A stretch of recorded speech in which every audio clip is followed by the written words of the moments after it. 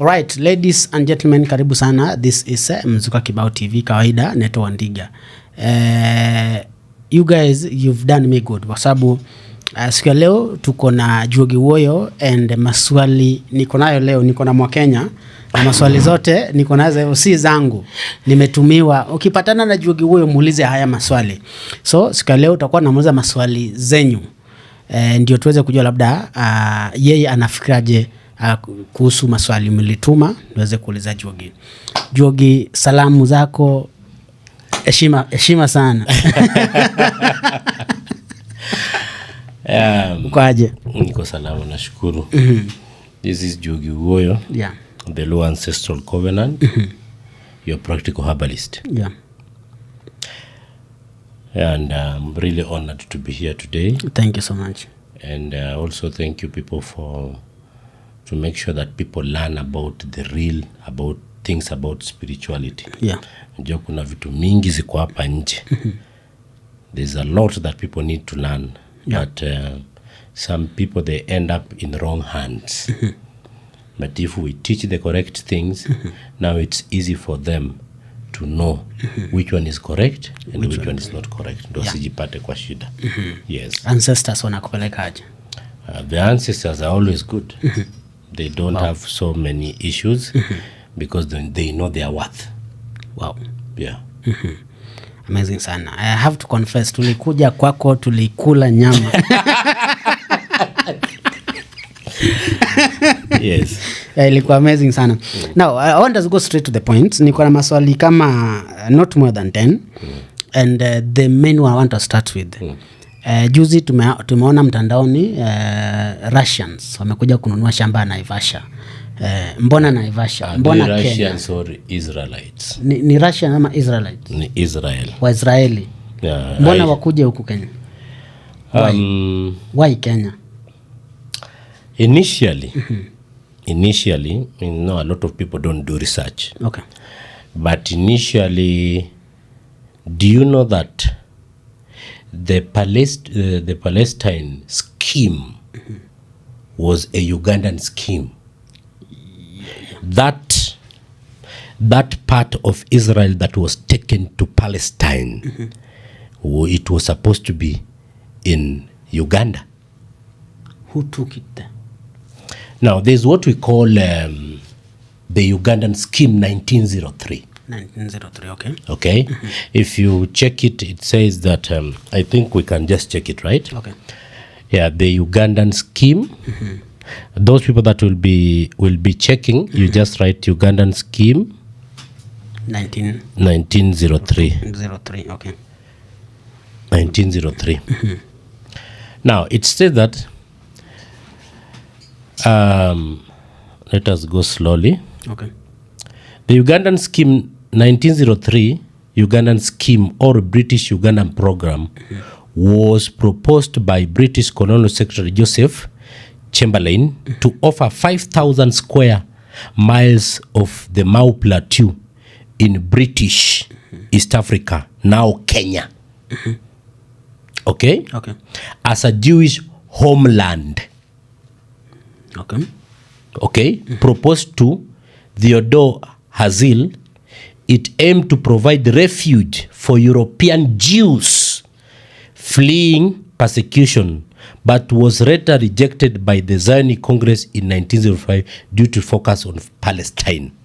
Okay. What did you get there? You go there that now, initially, the fight that is in Palestine now as we are talking, that thing was supposed to be between the border. You see Busia, the Nyanza side, coming to Naivasha, going to Busoga region, that was supposed to be Israel now. So it was later rejected. Now akaibadilisha in 1917 to be Palestine scheme. Ndio ikapelekwa wapi? Palestine. Wakasema now they told the Palestine people, just help us with the small land. Tafadhali, just help us with the small land, we rescue these people. Na hivyo ndio venye walianza kuchukua. Okay. So these people It is not coincidence that they have bought land in Naivasha. Okay. Wamerudi kwao. Wamerudi kwao. They are coming back. And the reason why they are coming back is because there it's hot. The Jews that you call the God of Jews, we have read that they are European what? Gods. Not gods. They are Europeans, like these people who are running from war. Okay. What does that tell you? The God of Israel is the God of Refugees. and the Europeans. Okay. So when they are coming this side, they are just coming to the wanarudi tu kwa ile scheme ya kwanza ya 1903. And now people need to be careful. The government need to be careful. They have to know. You know, sometimes we don't blame the government because they are not controlling a lot of things. But they need to have a stand and know what they are supposed to do. Because the moment somebody bought 500 acres and they come there, you have seen what is happening in South Africa. Yeah. You have seen it. They fence it, they put wall fence. Now they write there, no black. And this is our land. For sure. So we need to do something about that. Yeah. You need to check it. Because something is coming here. If people are not careful, that the same Naivasha is where you say there's Heaven's Gate, not so. Yeah, sure. In the same place you say there's Hell's Gate, the same place where you people go and pray. Yeah. They pray in the mountains, in the holes, in the rocks. And what is it that it's there in the rocks? It is the Juogi. The spirits. The spirits are there. I heard that there's a river that comes and goes. You have heard about seasonal. it. The seasonal. That you have to be very careful when you're crossing because it can come anytime. It is true 100%. The person that controls that river is Obongo Nyakalaga. There's no problem with that. But now the understanding is that you need to know the scheme that is coming. The way they are buying the land in Naivasha, it is the same way they're just coming back. Remember, kutoka Busoga, okay, kukuja mpaka Naivasha. Ulisikia story kisemekana is Ugandan land. It is true, 100%. Okay. Before they did the demarcation and everything, they drew the maps and everything. It is 100% true. Okay. But that place when unaona ilikuwa inakuwa hiyo Soga Kingdom yenye imebeba mpaka the family of Wanga. The Wanga is under Nabongo Mumia. Nabongo Mumia akona mtoto anaitwa Sakwa. Jo Sakwa. Now the Raila's home. Is a lawyer. I told you before. That one. So that one is that kingdom. Hiyo ndio ilikuwa inafaa kuwa nini? Israel. Wow. So they've just come back home. They are coming back home. And now Kenyans need to be very careful because what the government don't know, they are there for some time. Na wakienda? Yeah. Last year was the year of awakening. This year is the years of action. Now Kenyans wakikasirika wafanye kitu. What are you going to do? They should not create a war that is not worth the war. Yeah. Now, every time when we pray, tunasema, Lord of mercy, Lord of Israel. What kind of prayer are we praying? Are we praying kwamba Israel wako na Mungu yao ama we are praying the living God? This is a question that you have been asking every day and I've answered you. Nimeleta kwa Israeli sasa. The Lord, the God of Israel, the God of Jacob, the God of Isaac, the God of Joseph, Abraham, whatever you want to call it, the God of. That means that God was for those people. Okay? Now, how about if you pray, the God of my father, Otieno Obunga? Is there any problem? I don't see any problem. The God of my auntie, Josephine Akeyo.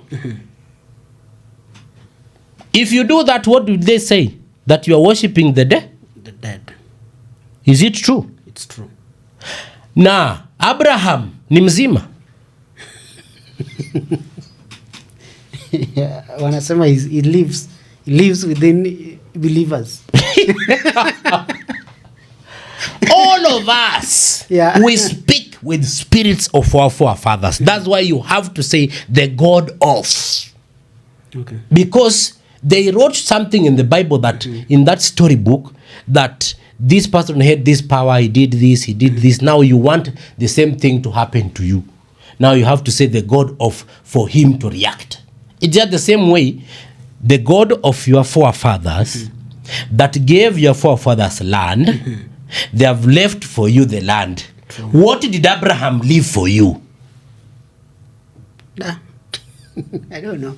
What did I know you always pray that he left for you something. Okay, your forefather left a land that baba yako amekuja kaoa ndani akawachia wewe. Wewe pia uko hapo utaoa ndani uachie watoto wako.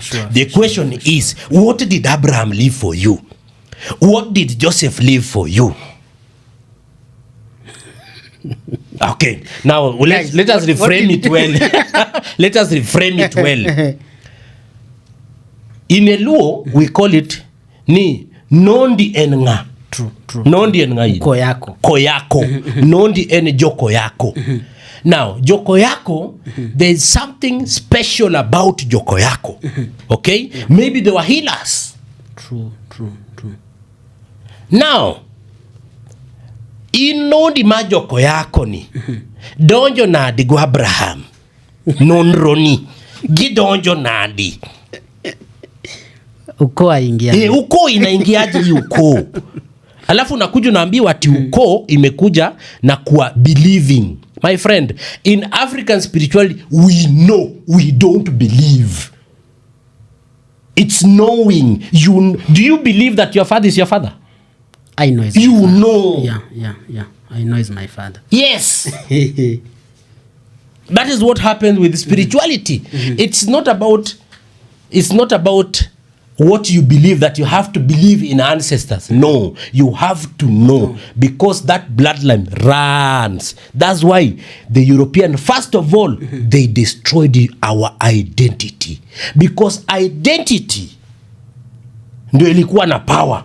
For example, let me use a person, is a common name, but let me use a person that you know. Raila Amolo Odinga. There's no English name there. Yeah. All of them, Jaramogi Oginga Odinga. Now, those names, they had power. They understood the power that are under the names. That's why hawakuwa nabadilisha. Now, tukiangalia kina Odinga kidogo, mbona wasichana waliwekewa jina za kizungu? Kwa sababu ukiangalia Oburu hakuna ya kizungu, ukiangalia Raila hakuna ya kizungu. Those people, the names, they were done after the colony. The jina zikaanza kubadilika. Now the British were taking over. Now you want the birth. Okay, this is what happens. Birth certificate. The moment you have given your rights to the government. True. They can do whatever thing they want. That's why they formed the birth certificate. So these people, they are people that were born that time of colony. Now names were shifting. Yeah. Yes, names were shifting. Remember Raila? Amolo Odinga. Yes. Oburu? Oginga. Yes. Those ones were born now before those names wakaanza kubadilisha now the names. So wao watu wenye wako hapa wote walizaliwa kama majina wameanza kufanya nini? Kubadilisha.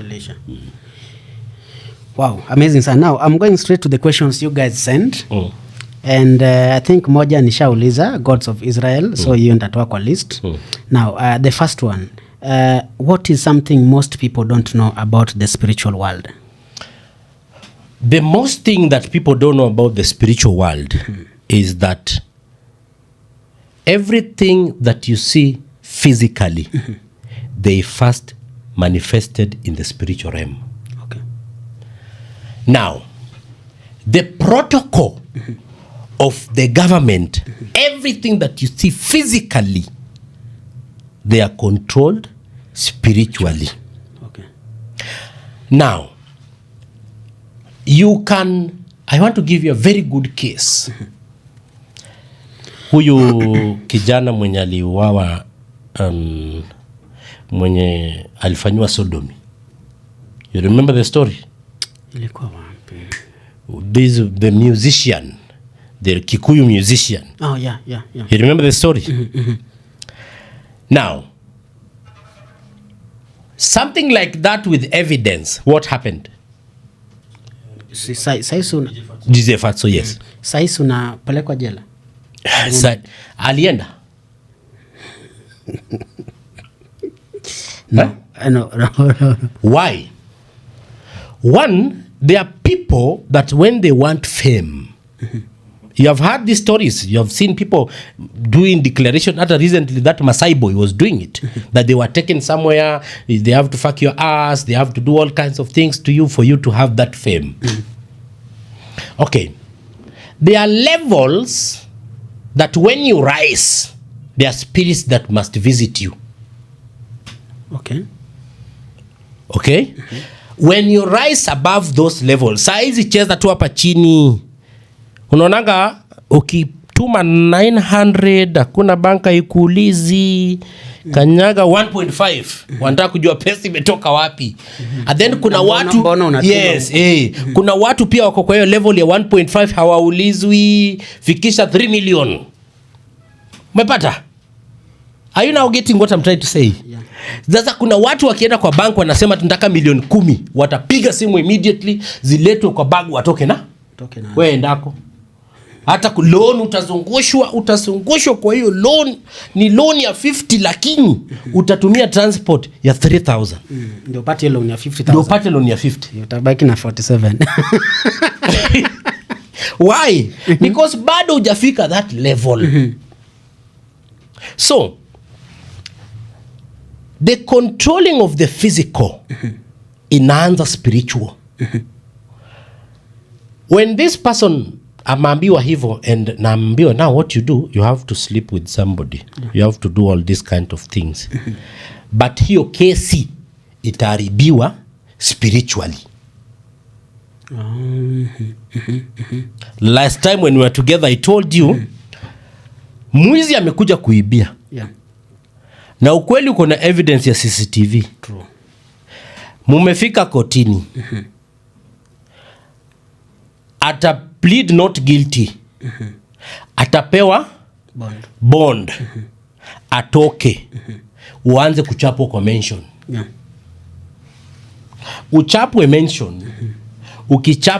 Uchapwe mention, wakichapa mention. Mpaka siku moja ama siku mbili utakosa transport. Kesi ifanya nini? Inafutiliwa mbali. So everything that you see physically, any people that you meet physically, anyone, be on the road, be in club, wherever, first of all, you have to manifest it spiritually.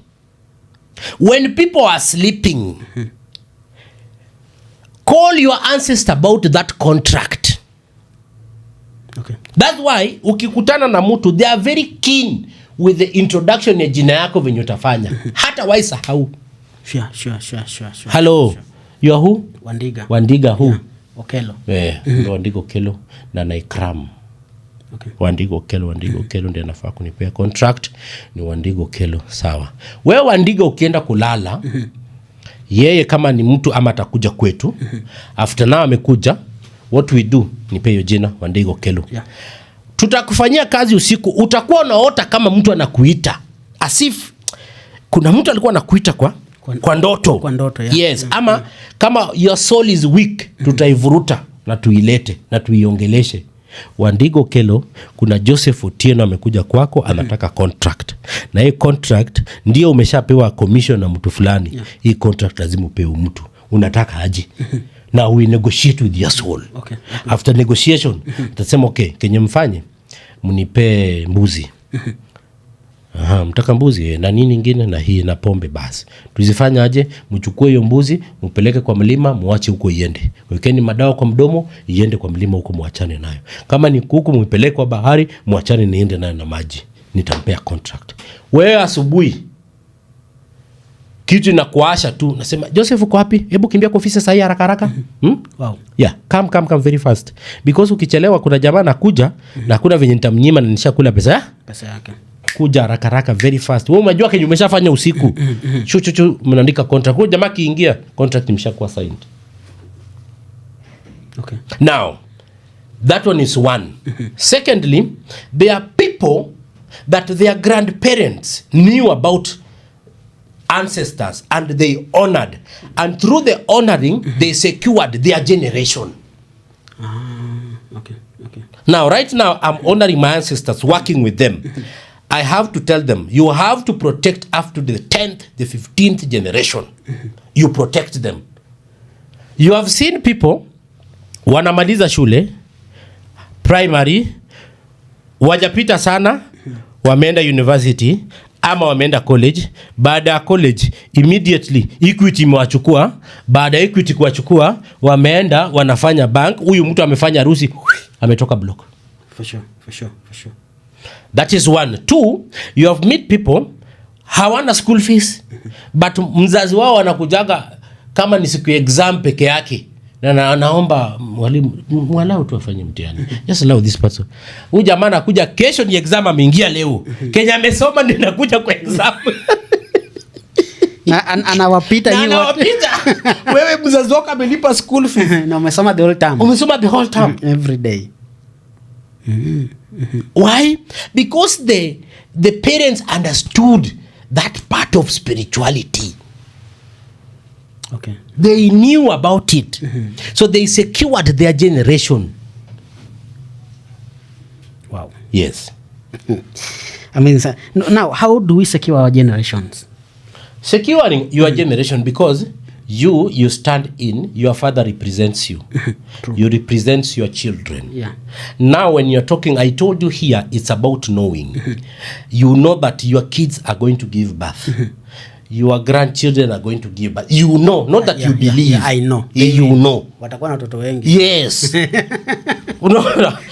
So now, what happened? You'll tell my ancestors, I greet you. You protected my forefathers until they have reached me. Now it's your time to protect me and my generation. Niko na bibi wangapi? 1, 2, 3. Protect them. Any kid that will come from that lineage up to the 10th generation, protect them. Let them have jobs. Let them give birth very good. Si lazima waende CS. Let them have good friends. Let them meet good boyfriends and girlfriends. Okay? Let every son that is going to get married, let them get married to women that understand the issues of Juogi. Wow. You have to secure them. Sasa wewe ukikutana na msichana mwenye Juogi yako haikubali, mnakosana. Mnakosana. Umeoa, umekaa na yeye, tena bado mnafanya nini? Hata mmeshazaa, lakini Juogi ana make sure mmeachana. So, haikwagi makosa ya bibi ama ya bwana. No. Are you sure? There are time that bwana will just tell you, you know what your husband is telling you. Yani nakuona ndo kama mwanaume. Aisimami, yani mekataa. Why? Because Juogi chotamre. This is not your person. Leave that person alone. But mbona spirits waache kwanza mpaka mzae ndio waambie like okay, this is not your person. Let me tell you. When you are born, you need to understand why you are here. And the reason why you are here is maybe before you are a healer and there's something that you did not accomplish. So you have reincarnated through these people to accomplish. Yeah. Now, once you understand that, now you'll ask, who is the person that is supposed to be my wife? That's why I told you before the first day when I was here, sure. that the elders, they must consult first before you getting married to that woman. They have to consult.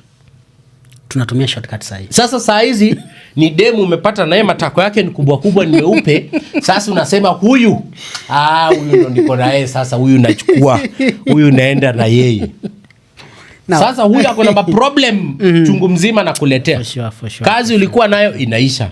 Because yeye ameenda ka miscarriage watoto kama 15. The kids wote wamesimama hivi. Mwanaume yote mwenye anakuja anasimama. Mwanaume yote anakuja, the kids are standing. There's a guy that told me that yeye akiwa na mwanamke wake is seeing another man nyuma ya huyo mwanamke. Hey, that's crazy, man. Mkuna yeye kuna mwanaume hapo nyuma. Yes. Now that spirit imekata. Okay, ni spirit imekata. Yes. She's not yours. She's not yours. Now, when you are teaching us about ku honor ancestor, just right a few minutes ago, umesema kwamba wazae vizuri, wasiende CS. What do you mean by that? Mtu mwanamke ameenda CS, shida ni nini? Initially, when you are growing in the village, kulikuwa na kitu inaitwa CS. By the way, sikuwa sikia. Because people walikuwa najifungua tu kwa Nyamrerwa. Why? Nyamrerwa, the midwife, there was a specific clan. Those was their work. Bibi yake ameshika mimba, unaenda unachukua Nyamrerwa. Yeye ndiye anajua venye ata massage the baby asimame kwa position mzuri. Ataambia bwana, tunaona the vagina of your wife is small. So be fucking this woman. Ipanuke. All kinds of things. Wananyorosha mkono kama mtoto amekaa vibaya, wanajua kenye wanafanya. Because that is what they are. Okay. So kufika siku ya kuzaa, the person has cleansed themselves, they have asked the ancestors a lot of questions. Nani anakuja, anaitwa nani, tumuite nani. You have seen this thing in that storybook, they called it the Bible, that storybook. You have seen when I don't know what is the name of this guy, Jacob alikataa sijui nani nini, akaekwa bubu, akaambiwa mtoto ni mtu fulani, all kinds of things. Sindio? It's just the same story, they are just copying from this side. Now sasa ameshajua, amenyorosha, ameshajua, amesha cleanse. Sasa mtoto akimsukuma push na anamsukuma tu na mtoto anatoka vizuri. Nombia juko obunga bia mozo yeko de kwara. Donja wasiruaki. Wasingineni in. Koroki kibi matek. Bia mozo pija wange nyingi. Tudongwa dendi mozo mo di donj. Yeah? Now you praise, then the woman gives birth very slowly. Mtoto ndio huyo. Now, mambo ya CS ilianza aje? Mambo ya CS ilianza na mambo ya sanduku. Okay? Ikakuja mambo ya CS, ikaletwa story hospitali, ikawekwa hapo. Ndio aibe placenta zenu. Okay? Yes. Because we want to these people are giving birth very good. The children are healthy. They are not eating junk food. What do we do to these people? Tufanye nini ndo wasikose kuzaana? Tulete condom, tulete family planning, ikue hapo ndani. Ndo hawa watoto wenye wanatoa kwa condom waanze kuwadai, wasizae. Pana usitumie CD. Are you getting? Now, that is now what is happening there. We were destroyed both physically, spiritually. But now they're saying kutumia CD na tusaidia kupunguza magonjwa na kuzuia mimba. Magonjwa gani? Magonjwa gani?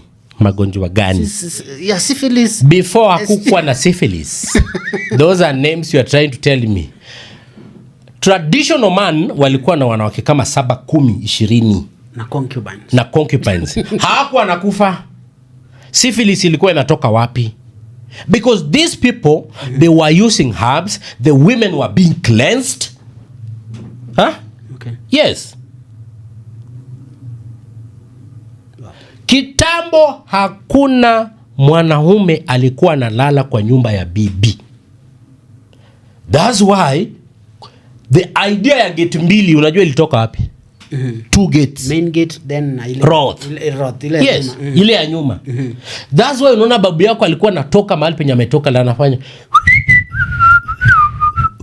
alerting if any man amekuja kumsaidia kazi kwa wanawake atoke mbio asipatikane.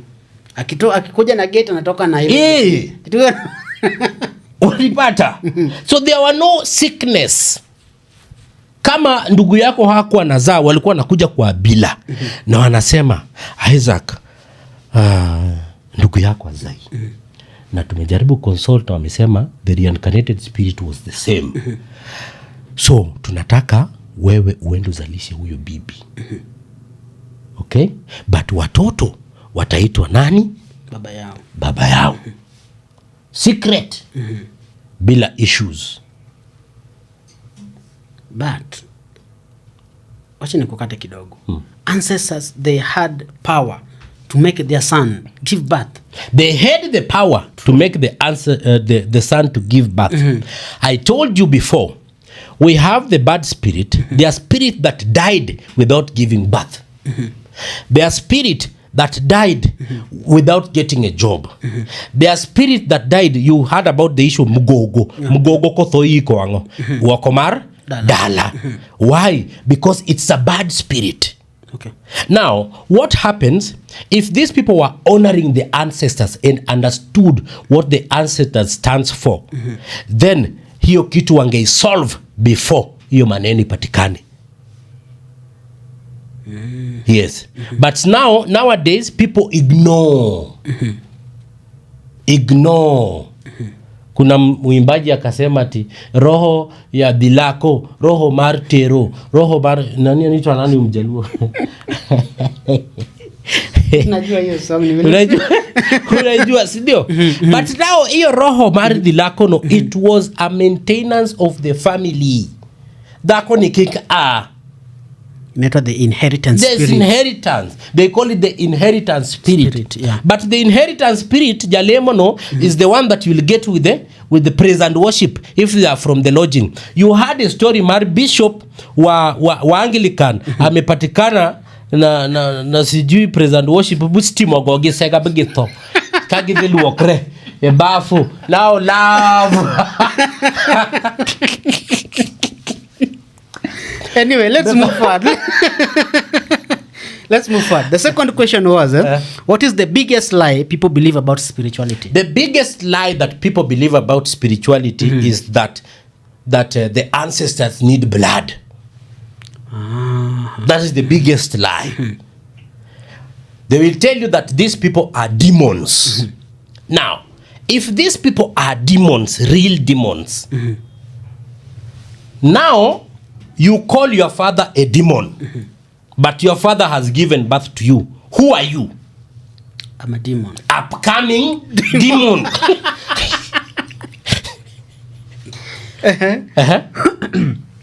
Then they lie to you that you have given your life to Christ. True. Then if something bad happens to you, why do you blame the demon and you gave your life to Christ? Christ was supposed to protect you. Why? They're saying you seek him.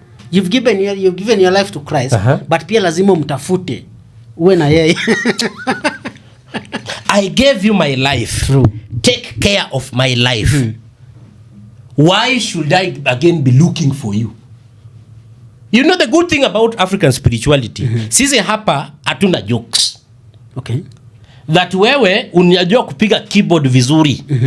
Sasa utafanya makosa, juu hakuna mwenye atapiga keyboard on Sunday. Sasa utaachwa tu. Utaachwa tu, yeah, for sure. Huku unaweza pewa punishment mdomo yake uende mpaka huku. Because they are the one that are controlling your life. Now, the lie that is there, that these people are demons. The demons that you are calling, they left for you a land. The demons that you are calling, they left for you a plot. Unauza, ukichukua rent, ukikula na wanawake wako. The demons that you are calling, wewe ndio umeuza udongo ushago ukikuja Nairobi. Ukule na wanawake don't home. Was don't home necessary? Those demons, that is the biggest lie. There are some ancestors that need blood, but they don't need blood like now. If necessary, that's when they will allow you to kill. Maybe you got a problem from a generation, you want to cast it, you want to remove it. Maybe you pass through something, and most of the time they will tell you, chukua hiyo mbuzi, peleka mahali, usiue, wachana nayo iende. They will send their own animal totems, wakuja kule hiyo mbuzi, hiyo kisirani iende hivyo. Okay? You go somewhere na wakuambie, ukiona umefika, unaona venye tumefunga hapa soundproof. Wamefunga mahali hakuna light, then sasa ndio unaona mtu anakuja. Mimi ni babu. My friend, naweza kupiga kofi. Are you getting? Now, hapo ndio sasa watu wenye wako na majini and they need blood. Okay. Yes. Now that one, they need blood. But this side, the biggest lie they tell you that ancestors are evil, not knowing that wewe ndio the upcoming devil.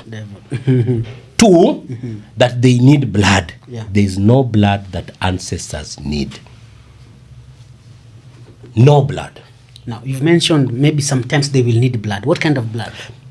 This one now you have to slaughter. Okay. Human being? No. Animals. Okay. Assuming I do always do for those people that are abroad. Wako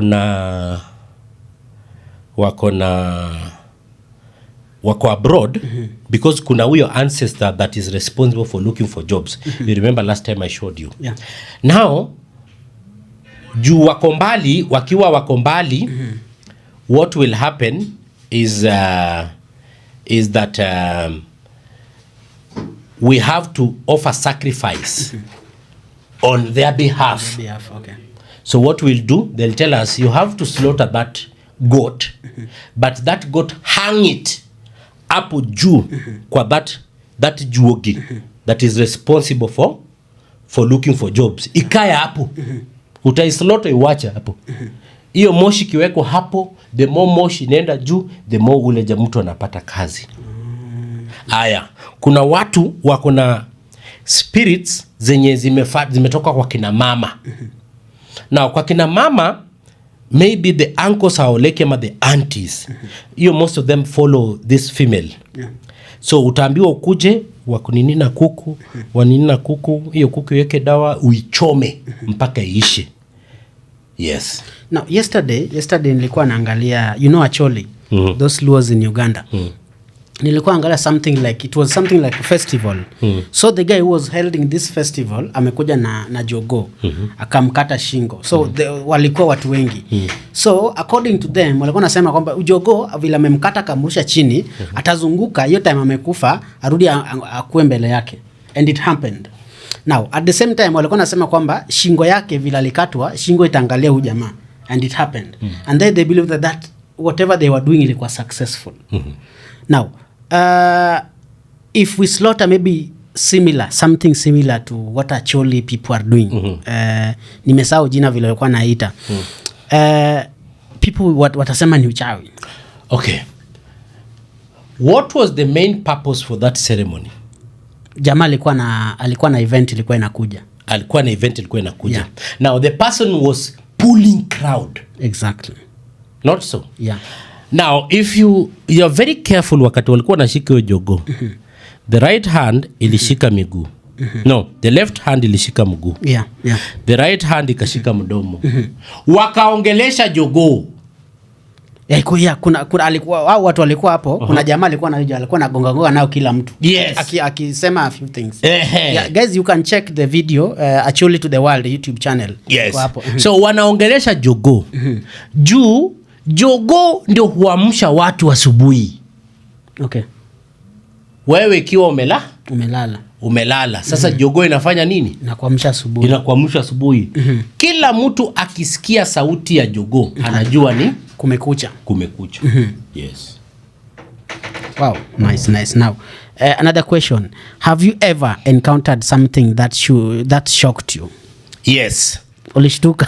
I have ever encountered. What was it? My animal kingdom, I'm among the kings, the leaders. Okay.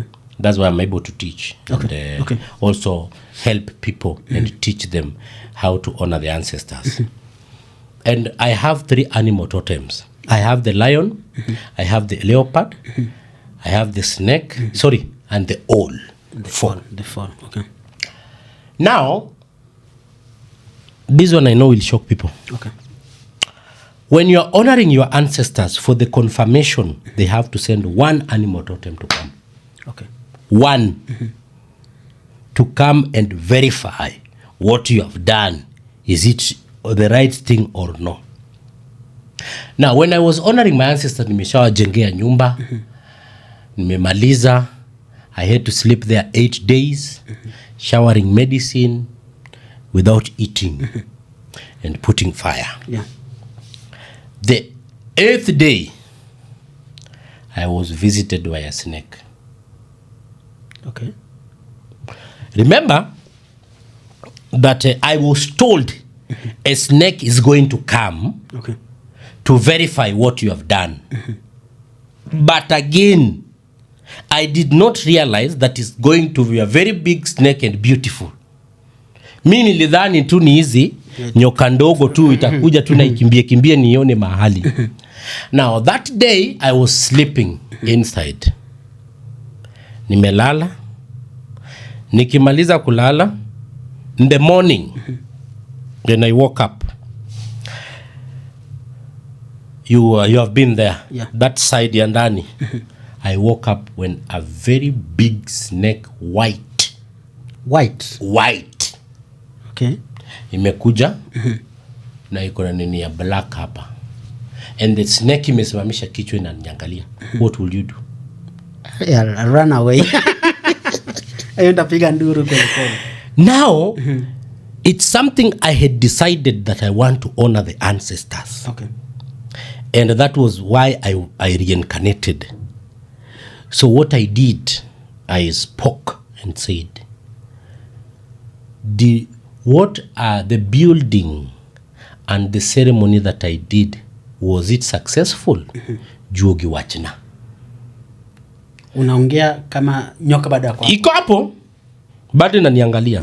So I had to speak in Luo. Now in Luo. After speaking in Luo, the snake did like this. The head, 3 eyes. Then ikatoka. Nyewe ikaenda na sijaiona tena. Now, alipita na njia gani na mlango gani? Kwako ni mlango mbili. Mlango ni mbili. Yeah, sure. Snakes stands for, if you have seen people that have honored the ancestors genuinely, they always give birth to twins. Okay? Now, the snake always stands for female twins. So, ilipitili njia ya wanawake. Nena ingia kuconfirm. Wow. Now, you're moving forward nicely. Another one, signs that someone is spiritually gifted. Now, signs that someone is spiritually gifted, we have to talk about this physical first. Anybody that is born a twin have ancestors. Okay.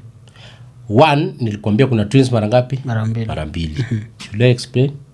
No, it's on the previous video. Good. Yeah, tumepin link hapa juu utaweza kuiona. Aha. Now, we have people that dream about snakes. We have people that dreams about meeting politicians. True. Big people. Maybe you are driving them, or you are having a meeting with them, or you are greeting them somewhere. We have people that if they speak, they tell you, wewe, jichunge. Hata baiskeli inaweza kugonga. Kesho baiskeli inafanya nini? Inakugonga. Now that is their tongue. The ancestor are proving what they are saying. The truth about it. Now, if you've seen all these signs, how can you make it happen? Now, you have seen the signs that you are not normal. Yeah, we mwenyewe uka verify, maybe I have ancestors, I'm spiritual. Yes. Now, there's a problem that is going on in the internet, that the awakening. You form a group of awakening, munaenda sijui wapi, you call your ancestors, mnafanya meditation. I'm not saying it's a bad thing. Okay. But you must have somebody that knows about the ancestors to summon your ancestors First. to come and say, this is what we were doing, this is how we were doing it, and this is what you're supposed to do. And it's this specific ancestor ndiye anakuja, atakuja kwa kichwa yako na aongee. Not all. Now the problem that people are doing, I call upon all my ancestors from the lineage, is not bad. But which one? You call upon all. Unaita mtu mwenye alikufa kama jaza. Bas. Umemwamsha, hautamrudisha tena. Unaita mtu mwenye alistruggle Nairobi the rest of his life akakufa kama anaendesha baiskeli. Bas, huyo ndiye atarudi. So you must be specific as much as unaenda hizo the meditation. I'm not saying it's bad, but you have to say, I call upon the gods of my ancestors that did what? That gave wealth to my lineage, that gave understanding, that gave birth well, that gave birth to twins, that stood for war, that knew on how to look for jobs, that knew on how to hustle. So you have to be specific. Who are you calling to come back to help you?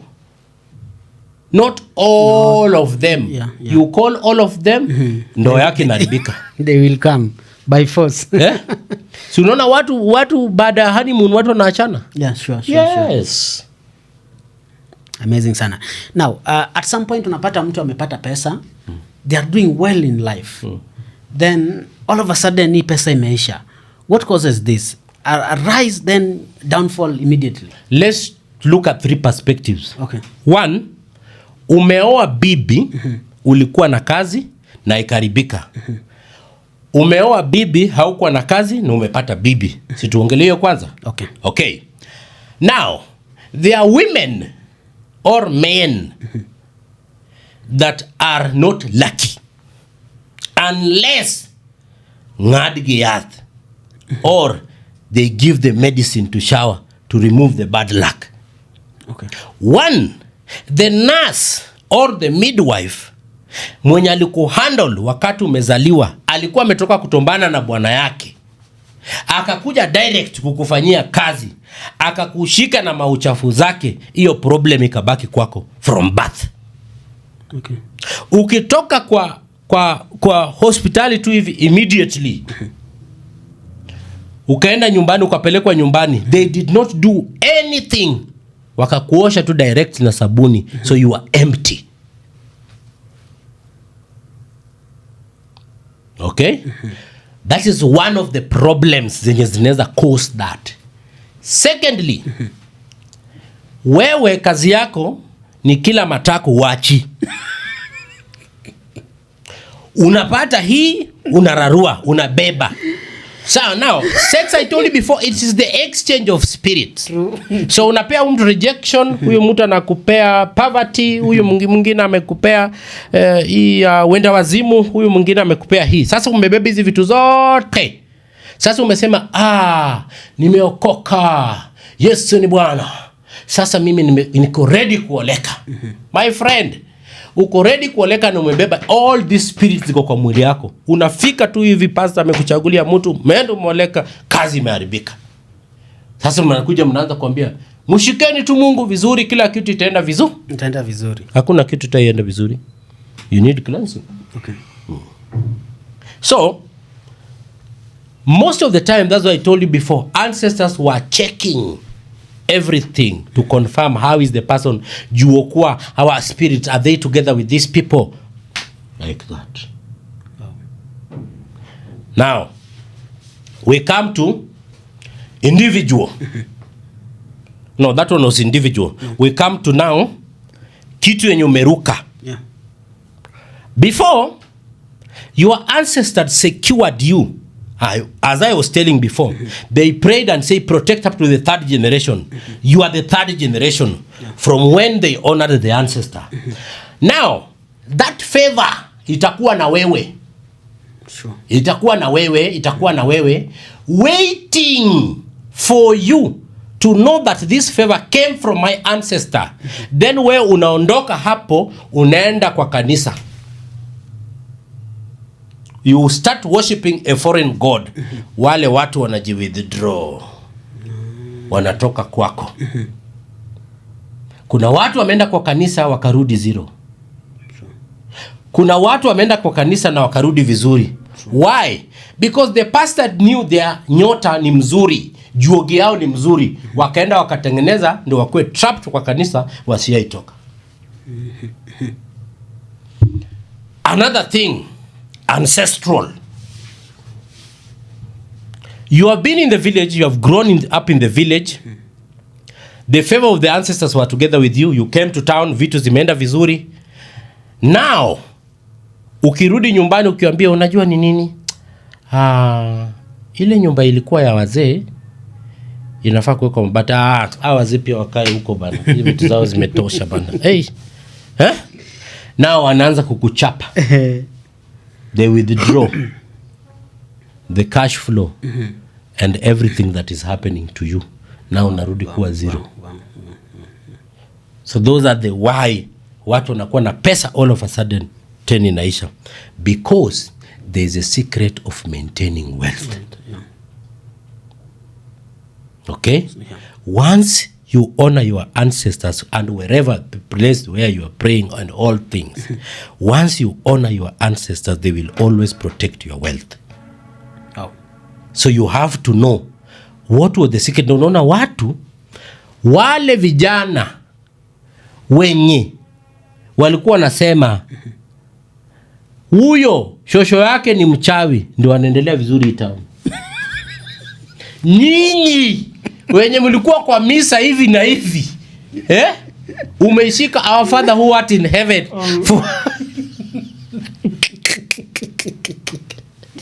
Unajua kusoma rozari ukienda nayo kila kitu unajua. Mlikuwa mafadha. Tuko tu duniani. You get it? Yeah. So that one now happens. Now if you know your worth and you know what you can do for your generation and you teach them that this is our secret of maintaining wealth. Hii ndio secret. 1, rudi nyumbani, akisha moto, kunywa maji nyiko kwa nyungu yenye ilikuwa ya wazee wenu, weka kwa hiyo nyumba yenye hapo ilikuwa hapo. Si lazima ukue huko. No, just come. Carry sugar. You have seen when you are there, people bring sugar, people bring sugar cane, bring fruit. Tell Juogi, I brought this. Open doors for me. There are people who dreams even they are going to the lake to bring to give fruit. That is Juogi. You get it? Yeah. Yes. Now, why do some people experience bad luck? Some people, they don't experience bad luck. It's because of ignorance. Okay? Now, I know you'll ask, ignorance inakuja aje? For sure. Okay? You are given birth to a family. Let's say sasa kama ni wewe, but there are stories zenye ulikuwa unasikia kitambo. Babu ya huyu, watu walikuwa watu wa kwanza kununua gari kwa hii village, walikuwa na pesa. Sasa sema ukweli, aliacha legacy. Hata hiyo familia watu wanaiogopanga sana. They were the best. Babu yake alikuwa na roho mzuri and all kinds of things. But you, these people are giving you information, but wewe una assume. Wewe tuna akili yako au fikiri, why are these people? Ushaikutana na mtu na kukwambia huyu anafanya babake. Sana. Na baba yako alikuwa rafiki yangu na alikuwa mtu mzuri na alikuwa hivi na alikuwa hivi. Ask yourself, what are they seeing that you are not seeing? There's something wrong somewhere. Mbona ile mali yenye babu yako alikuwa nayo kitambo iliisha? Mpaka nyumba za block zile za kitambo ndio zilibaki kwa boma. Why? Because you don't want to know what really happened with your mali, what transpired. You don't want to know. Hautaki kujua. Wow.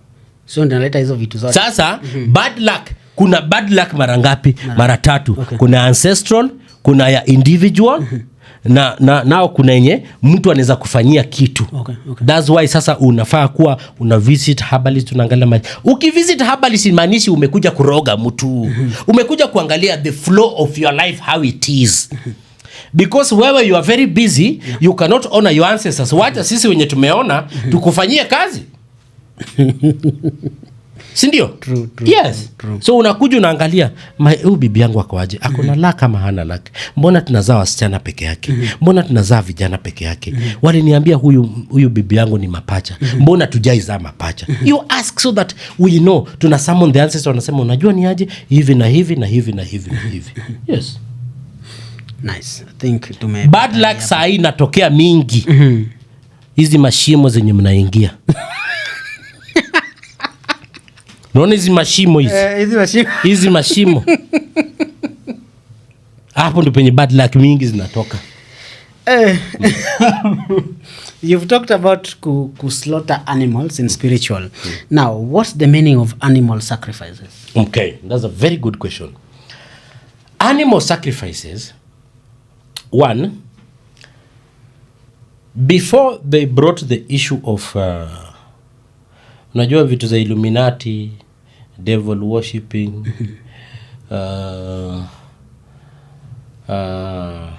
we talk about the issues of genies. Before people knew about them, people were going to the ancestors with animals. Okay? Now, these animals walikuwa na represent the kind of problems that you have. That's why every home kulikuwa na wanyama. And before, these animals hazikuwa zinachinjwa. Ulikuwa nakuja. You have read that storybook, eh? Unajua storybook? I know. Good. Inaitwa aje? That storybook, yes. Cain and Abel wote wamekuja kufanya nini? Kuofa sacrifices. Na wamechagua zile ambazo ni the best ones. Wakazichinja, wanazieka hapo, wanataka kuzichoma so that hiyo moshi iende huyo Mungu wao. Not so. I need you to learn something from that. Okay. For you to slaughter anything to stand for you, anything, you must have a problem that blood will work for. Because blood goes with blood. Recently, I will not say the name of the person. Tutajua lakini. Mtajua tu baadaye. The person, babu yake watatu aliua bibi na mtoto kwa tumbo. Okay. Are you getting? Now that is killing. True. In the spiritual realm, one, ukitoa mimba, you are a murderer. Ukifanya miscarriage, you are a murderer. Sasa ukiua, again you are what? Nyinyi wote mko category ngapi? Moja. Umefanya miscarriage, umefanya nini? Another thing, condom, you are a murderer. I was forgetting that. Mnataka nisahau mambo ya condom nini? You are a murderer. I know somebody will ask, how am I a murderer with condom? Because sex was a sacred thing. It was in between a husband and a wife, or a husband and his wives. True. And the Juogi was making sure that when you are going to have sex with that woman, she's going to get pregnant. Yeah. So haikuwa tu kitu ya kuweka na kutoa. No. That's why sasa hii condom ilikuwa tu mwanaume akirelease automatically, that is an ancestor reincarnated. So wewe ukiwa umemwaga kwa hiyo condom imewacha hapo, inaenda wapi? Huyo mtoto anabaki akisema baba umeniacha hapo kwa sink, umeniacha kwa choo, niko kwa sewage. You are a murderer. No sana. You're getting. Now, for example, that person, blood goes with blood. What we'll do? Juu sasa hatuwezi uwa mtu pia sisi, because you killed. So we shall ask, which animal can represent that blood? Na sasa the blood of animal ndio itasimama for the sake ya blood of human being. Sasa utaambiwa wewe uliwa bibi na mtoto, kenye tufanye ndio kitu inakufuata, leta mbuzi. Sasa hiyo mbuzi most of the time haichinjwi. Inapelekwa Unaweza ambiwa hata peleka in the mountain. So wewe ndio utagharamikia transport yangu penye mountain iko, penye hili iko, penye maji iko, nifike, niweke dawa kwa mdomo, niongeleshe, uteme mate. Enda. Now, I want to tell you a story from what you call the storybook, the Bible. Kuna in Genesis kuna nimesahau the verse, but kuna jamaa anaitwa Anan. So Anan, his brother died. Na Mungu akamwambia, enda kwa shemeji yako, ulale na yeye, umake sure amepata mimba. Sawa? So Anan, when he went there, yeye kazi yake ilikuwa kuspia kwa nataka aache mbegu hapo. Yeye karibia kutoa na mwaga. Akafanywa nini? Mungu akamuoa. Wacha kwanza nitoe jacket kwa hiyo story. I'm loving this conversation. It is very nice, eh? God killed him instantly. God killed him instantly. That's what's written in the Bible. What does that mean to you? What does it mean? It means according to now the way you understand it. Sorry, the way you understand it. What does it mean? It means we should always respect. Sema the right thing. Lazima umwage ndani. You have to say that. Hii kitu si ya kumwaga nje. Inafaa ifanye nini? Umwage ndani.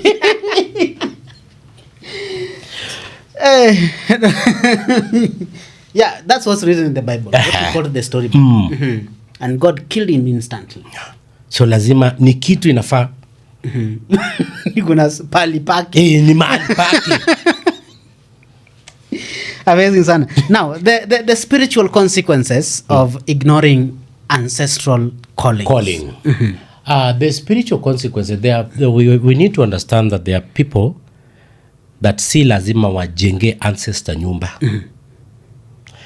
They have just to go penye wamejenga nyumba and they honor the ancestors there.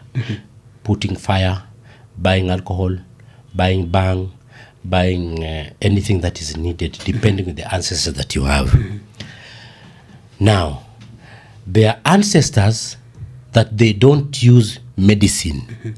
They use their power kutoa kitu. They don't need medicine. Kuna hao.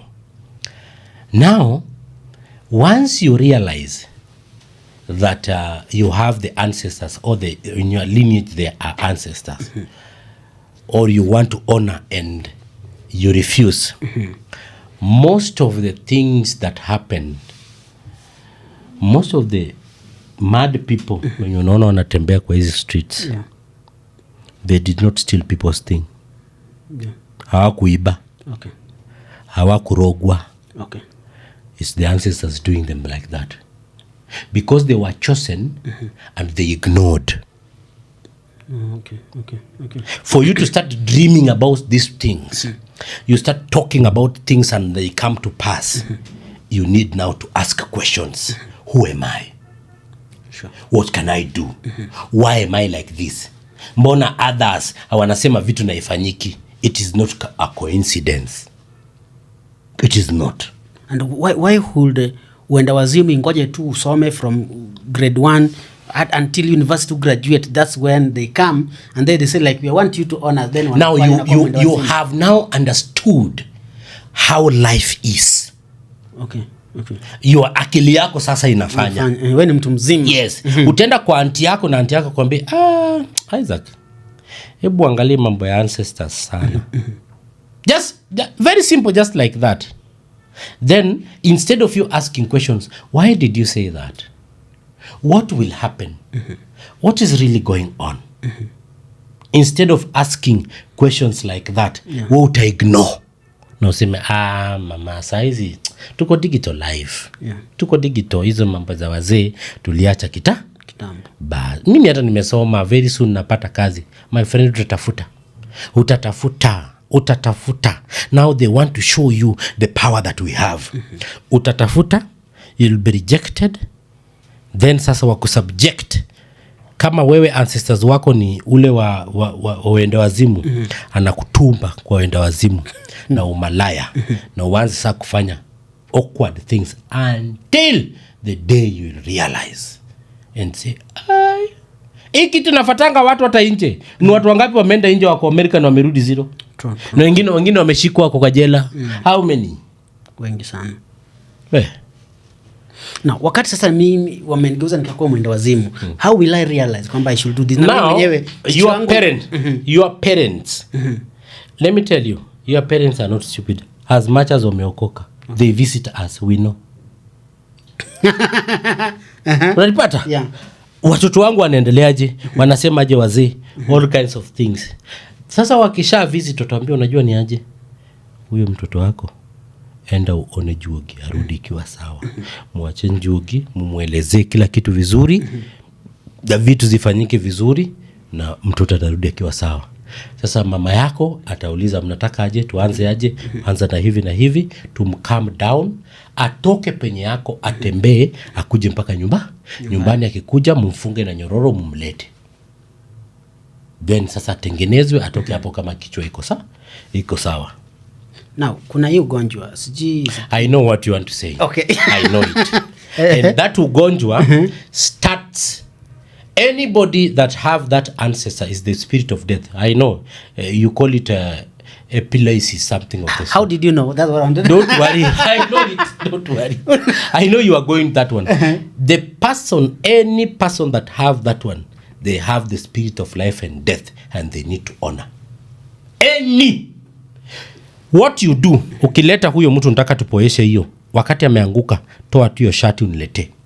Shati alikuwa yenye alikuwa amevaa hiyo, ameanguka, na kuja naye na hiyo shati akiwa amekuwa normal, kuja tuongeleshe that Juogi atulie, you do the necessary about Obongo Nyakalaga, and that those people don't die easily if they honor. They don't die easily. Now my question is, how did you know that was the question I wanted to ask? See, you in Luo we call it Ndulme.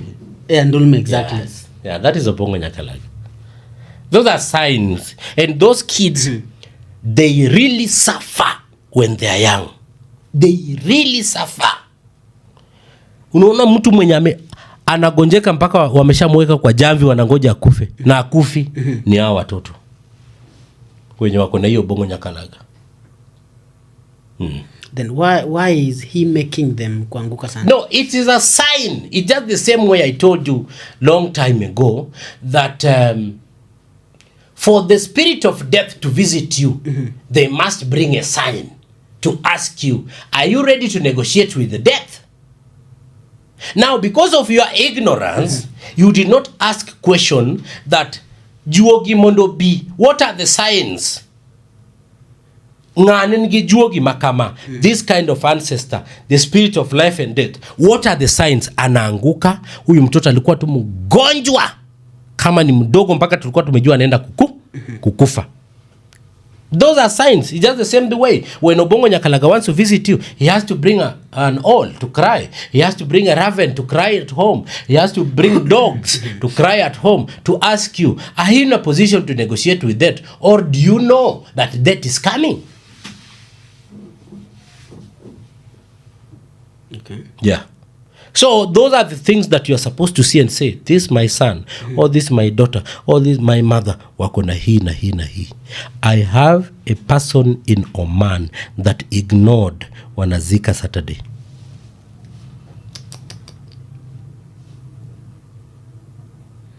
The mother died.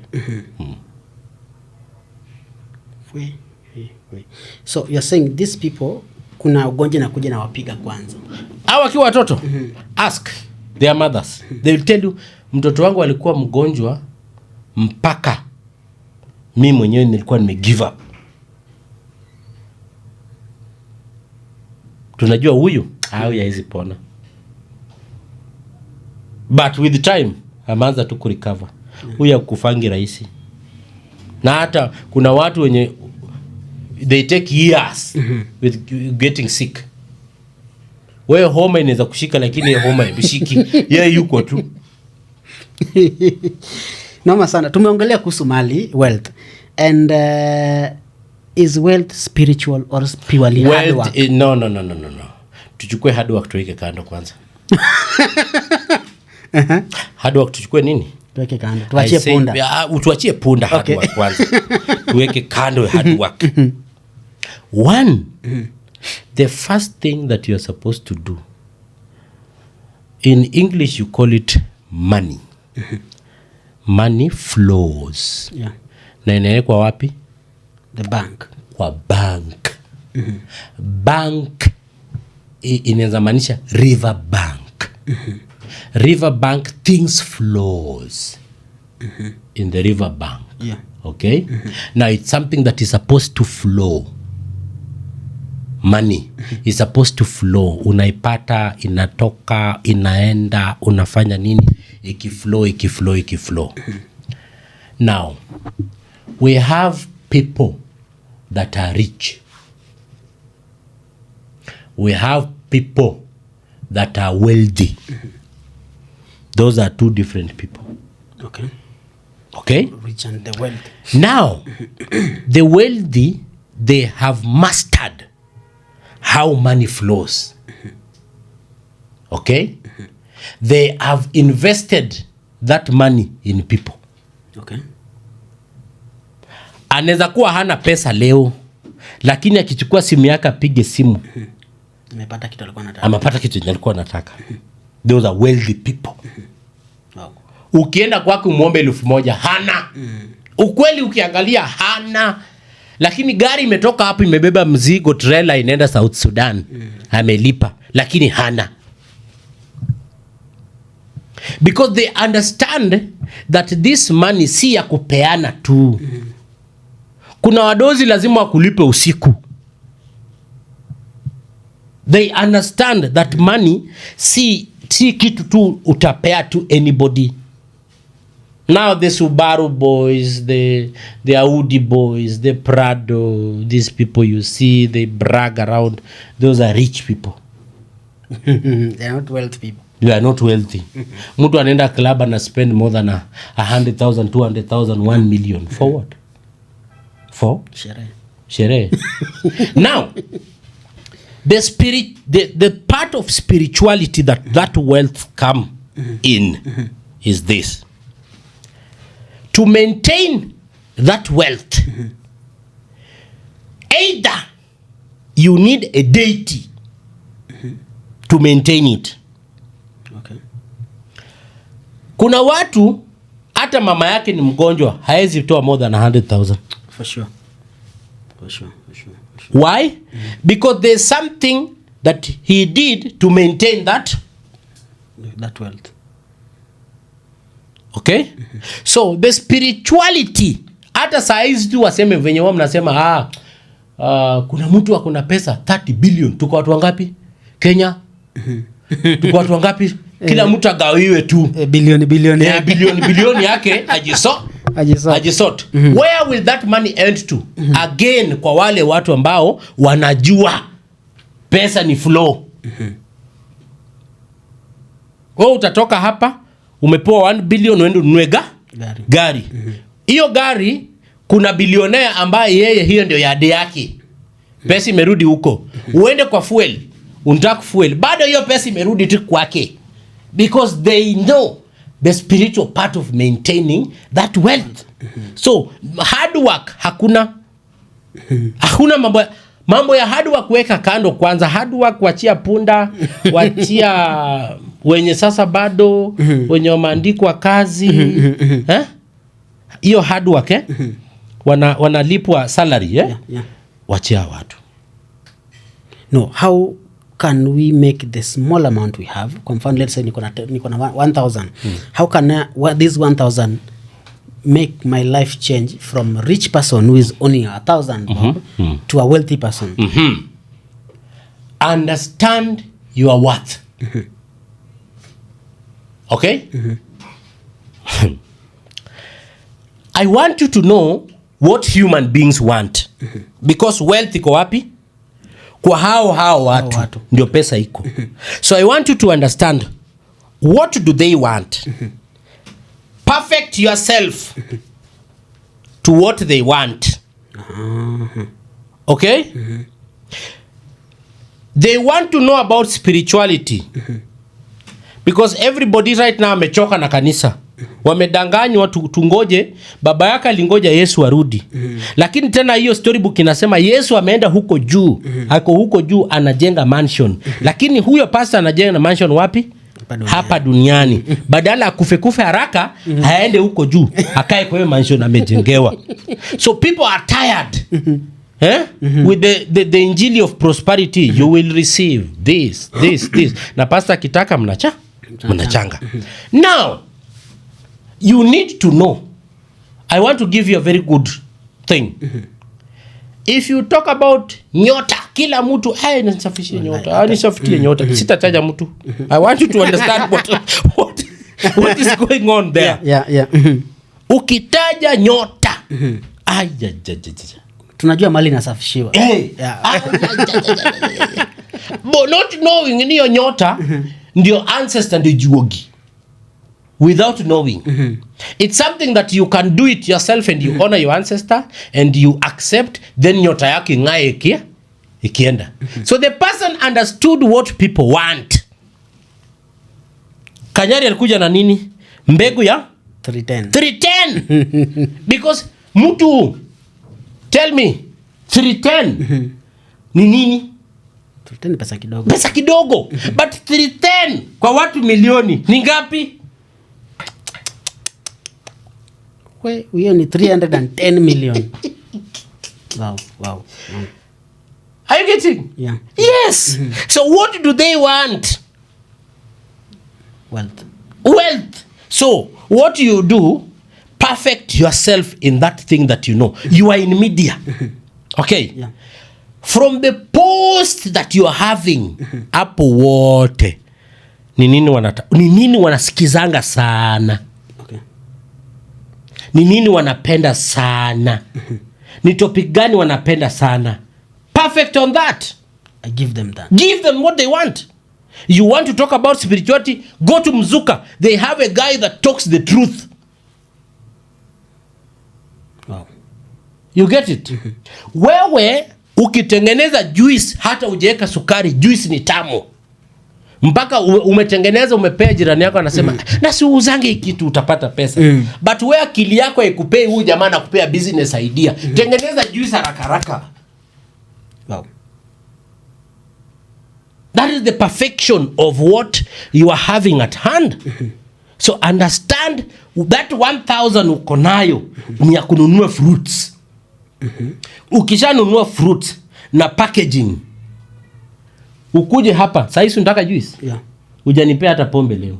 Sasa unataka si hata juice ungenipea mtu abishe hapa sasa anauza juice tutanunua? Yeah, sure. Na tuambie hii juice ni 150. Kweli ukikunywa iko watu 150. 150 na ametengeneza hizo vitu zikiwa 20. Ni pesa ngapi? Unatengeneza pesa nzuri. Yes. So she has understood that this is what these people want. This is what I can do. This is my perfection. So hiyo 1,000 yuko nayo unataka kuitransform. Understood the value that you have. Now, if you understood, the storybook says that go to the earth and produce. True. Now, what do you produce? You have produced Mzuka.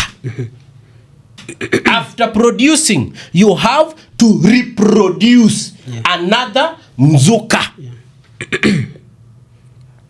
Okay? Yeah. So tuko na Mzuka Nairobi, tuko na Mzuka Mombasa, tuko na Mzuka Kisumu, tuko na Mzuka Migingo. Any news yenye na happen Migingo, si lazima utoke hapa tena unini. Nisafiri niende Migingo. Yes. After that, multiply.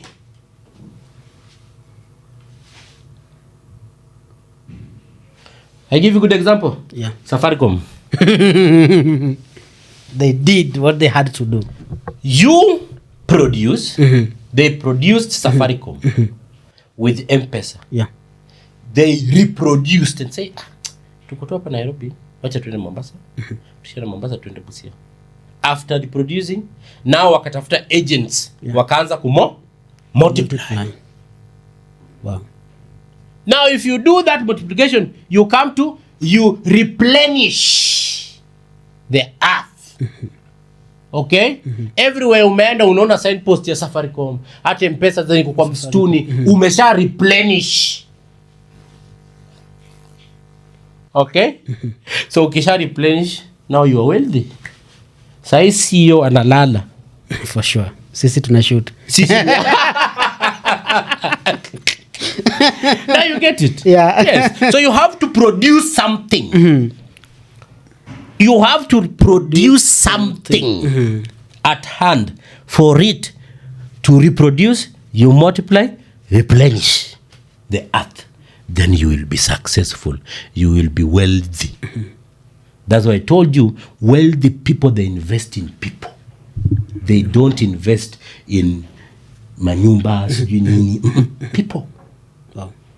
Wana recruit in the government. Watampigia simu wamwambie, you know what? Tuna recruit. Uko na vijana wangapi? Tukupe slot ngapi? Yeah. Pia this year niko na tu vijana 20, nipe slot 20. You have seen these things now. Let us not pretend. Yeah. For sure. Now we are almost there. Hey, things you should never ignore spiritually. A lot. Okay. Marriage, 1. 2. Sex. Okay. You need to know who are you having sex with. Who are you getting married to? Anybody that is married to a twin, my friend, you're very lucky. Wow. Very, very, very lucky. Provided the twin knows her worth or his worth. You people are going to be wealthy. Okay? Now, ignorance kills, and ancestors don't care. That's the second time you're telling me that. Yes, somebody will reincarnate and they can choose another person, even if it's not you. No. That's why unasikianga Juogi Wuoyo, the ancestors ran away, left the person because the person brought another thing that they don't want.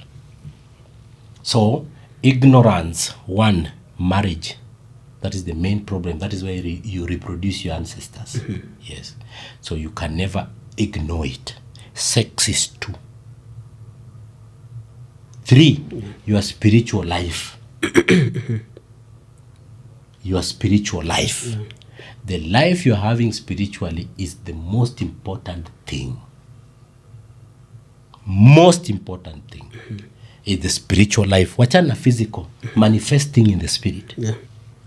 Then, after manifestation, call your ancestors. Tell them, tunaenda studio, twendeni. Huko ndo penye tunafanya kazi, amkeni twende. Yeah. Tusipoenda na tupate client, then watu watakulaje? True. Watakula vizuri. Yeah. Yes. Now, you've mentioned sex. There are a lot of people out here, nilisikia stories in last year, earlier this year.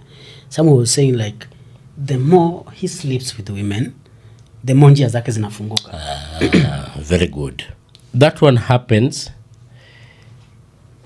if the person has gone to a herbalist na anatumia nyota ya hawa wanawake. Okay? Nyota ya wanawake zinatumiwa most of the time like that. Na unaona hawa wenye wanatumia nyota za wanawake huwa hawalipi. Atakuja akiwa hivi, ako tu hivyo, hana simu, hana anything valuable, amekuja. Then anaenda pale River Road. Na ataambiwa ukienda tu msichana mwenye atakusalimia wa kwanza, huyo hajatumia nyota yake. Na anamsalimia, anamwambia vipi, ngapi, kama hivi, uko na room, sawa twende. Mbia nimekubuku siku mzima. Sasa huyu jamaa atachapa chape, then aambiwe puliza kitu fulani. Huyu mtu azime. Utoke uende bila kulipa. Hivyo tu ndio mambo yako itakuwa sawa kesho. A lot of that one happens. You have asked yourself, mbona wenda wazimu wako na mimba wanatoa watoto? Those one happen. Now, hii nyumba tuko ndani ni square. The studio square. But why most churches is either imechora D imeenda design ya square then ikifika huko juu iko hivi ama ni round. Why? Energy that flows, I know what you're telling. Naona uliona pale nyumbani the ancestors home. Sasa ungeenda tu direct, mbona the ancestors house iko around? Yes, the energy flows round. Okay, yeah. The moment you introduce a corner mahali, that energy iko trapped in the corner. That goes with the issue of sanduku.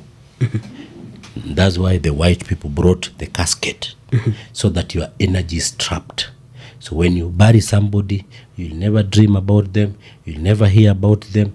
After a very long time, mtu akisha visit mganga fulani ndio ataanza kuona baba yake ama mama yake ama brother yake, all kinds of things, because the energy is trapped hapo ndani.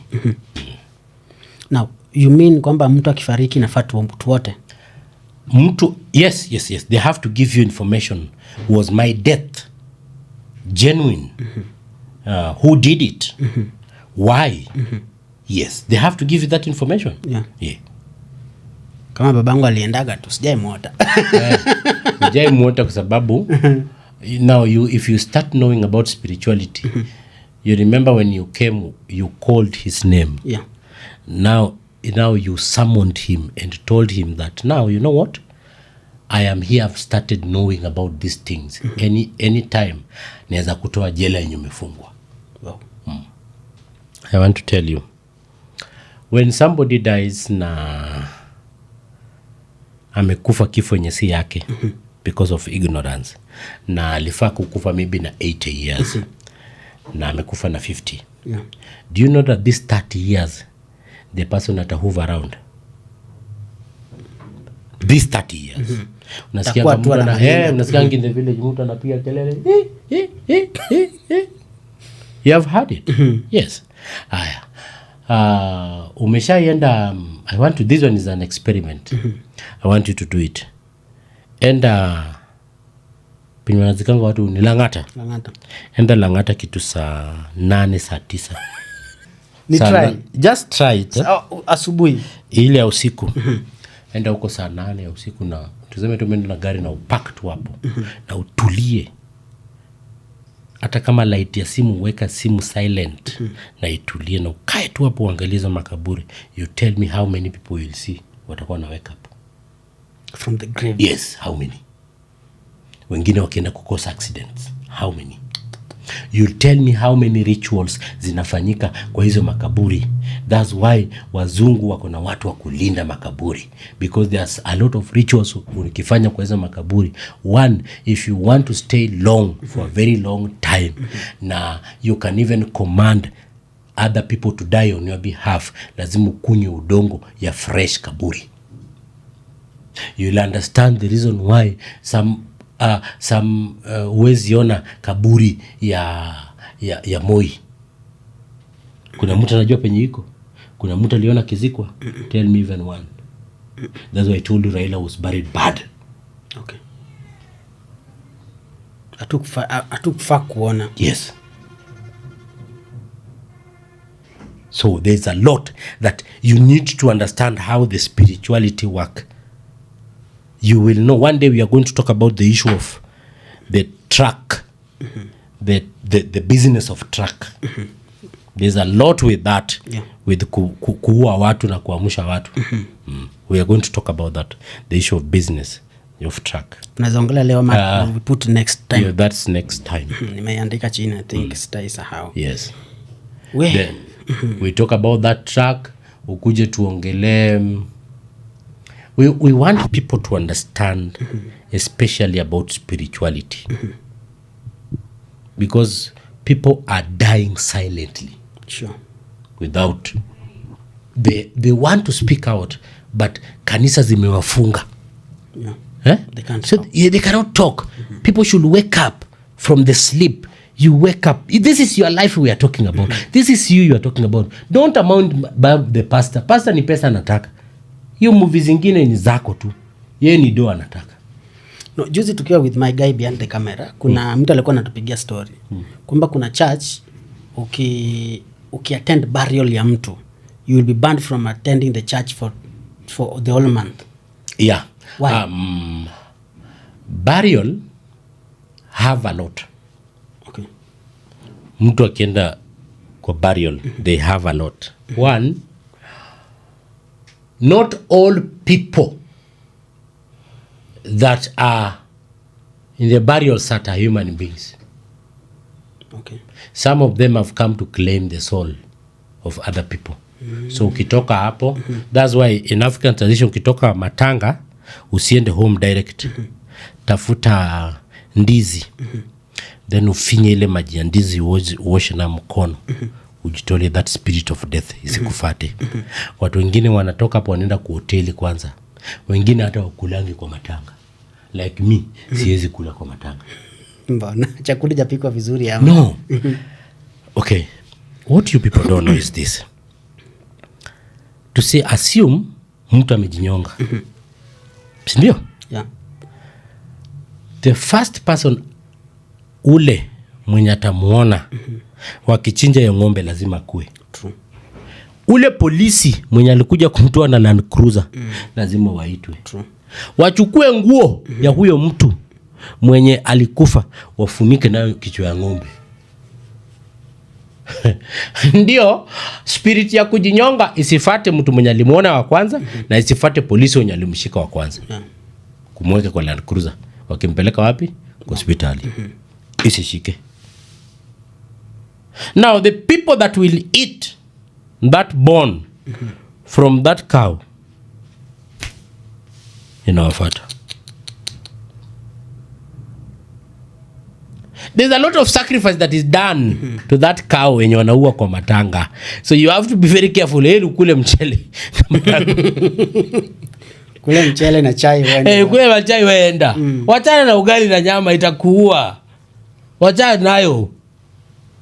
Wachana na kuku. Unakula kuku ingawa? Ajabu ile kuku bana ni tamu.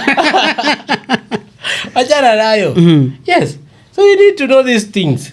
Those are just, by the way, I'm just giving them tips. Those are things that you're supposed to know. The same thing after a woman has miscarried. Lazima achukue ndizi aoshe na mkono. Afinye kwa mkono. Hizo ni kama mtu ameua.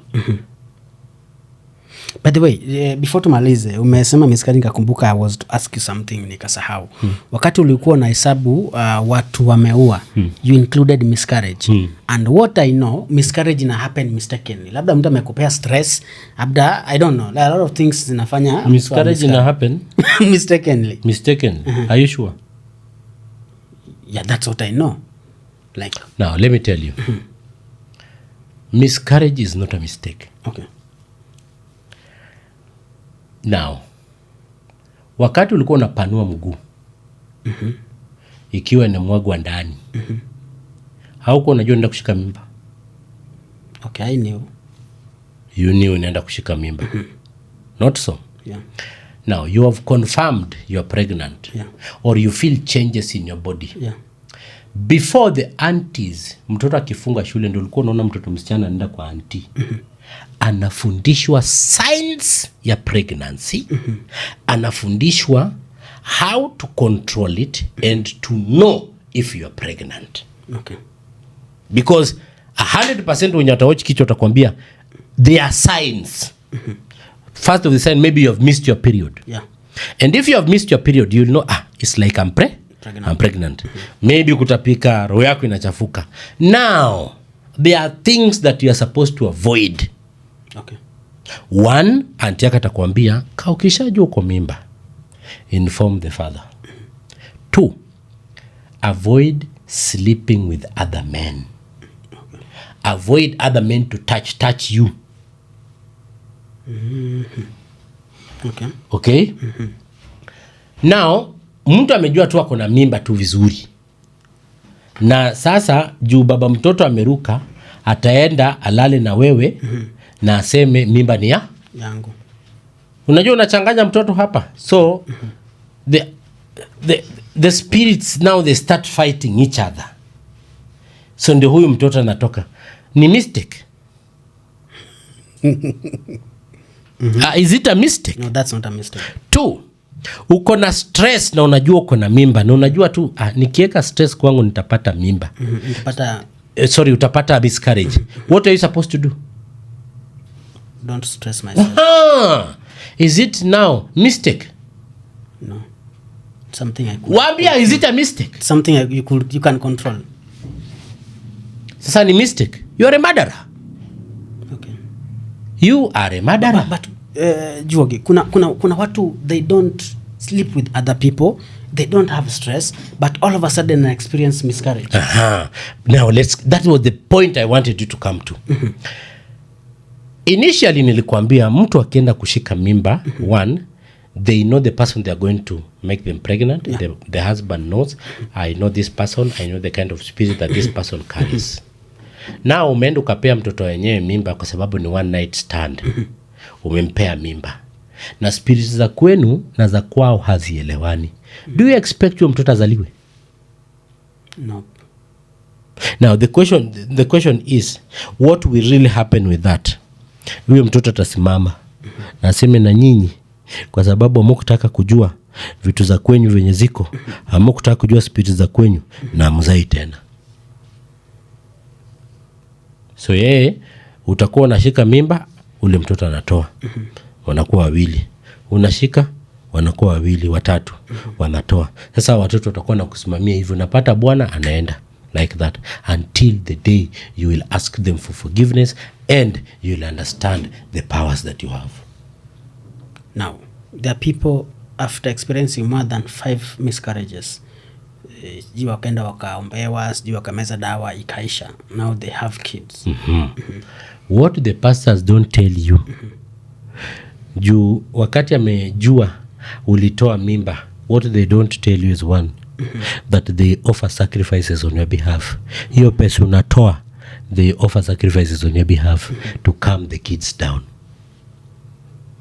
Now, there's another one that happens. I've seen, I'll not say the name, but there are Kenyans that go to Uganda, kwa pasta fulani, wanapewa watoto, wanapewa mimba, wanapewa vitu za biashara and all kinds of things. Now I want you to look for one of them. Mwenye alishika mimba, huyo mtoto akizaliwa, alikuwa mtoto mwenye hana afya, na alikuwa mtoto mwenye ni akili punguani. Utaambiwa tu ni Mungu amekupea hivyo juu ulikaa sana bila kuzaa. But kumbe huyo mtoto the pastor alitumia deity wake kuzaa na wewe. Si ya bwana yako. Si ya bwana yako. Wow. Now, do you know that there's an ancestor that is responsible for watoto kuwa vilema? Serious? Yes. And why mbona aweke mjuku yake kuwe kilema? Because now he has just given you a sign that I'm in this family. What you're supposed to do is honor me so that I get away from your family. But because of your ignorance, wacha tu akuwe kilema. Do you know that there's an ancestor that is responsible for earthquake? That wherever time that you hear earthquake, ama you feel that earthquake imefanyika mahali, wasichana ambao wako na mimba wamefanya miscarriage. That is how he honored. And I will still ask you the same question. Why would my grandfather do that? My ancestors do that to me. Now, let me tell you, you need to know the kind of ancestors you're having in the family. There are good ones and there are bad ones. And there's a way of preventing the bad ones by knowing what to do. Because you cannot tell me that all the ancestors are good. No, there are bad ones and good ones. Now, kuna countries every day, every year, they are always ready for earthquake. Wanasema earthquake is kuja anytime. If they are listening to this, na itawafikia, I pray that my ancestors make sure that this one reaches to them. True. They need to honor their ancestors that is responsible for earthquake. They need to. Once they do that, why is it that Africa hakuna earthquake every time? Why? Yeah, we will just experience kwamba kulikuwa na earthquake. Ilikuwa tu kidogo. But why? Because Africans, they honor. They know. Yes. Wow, I was forgetting something and I said we are almost closing. Now, the other day you promised you're going to teach us about trees and maybe what kind of trees we should keep until we die. They should always remain there. That's a very good question. That one explains why the government is giving you trees to plant. The other time I had, they had a billion challenge to plant a billion trees. Challenge to plant the trees. Yeah. I don't know even the trees are there. Trees zimetoka wapi? I think ni mbegu zingine zimetoka majuu. Mbegu zimetoka majuu. As if sisi Africa tuko na trees. Sisi zetu haziko zina grow big and tall. No. Trees are human beings. Okay. There are specific clans. There are clans mpaka today. I was talking to one lady on TikTok. Up to today when I was live, there are clans that when somebody has died, they do what? They plant trees, certain kind of a tree to represent that person. Now, you have ever felt that when you go into the forest, you are peaceful? You have peace. Yeah. Because those trees that are not corrupted, one, they are medicine. Two, they are your ancestors. So when you are there in the forest, it's like you have visited them. Wow. So they have to give you peace. You have to heal from certain things. So now the white man knew. They knew that thing will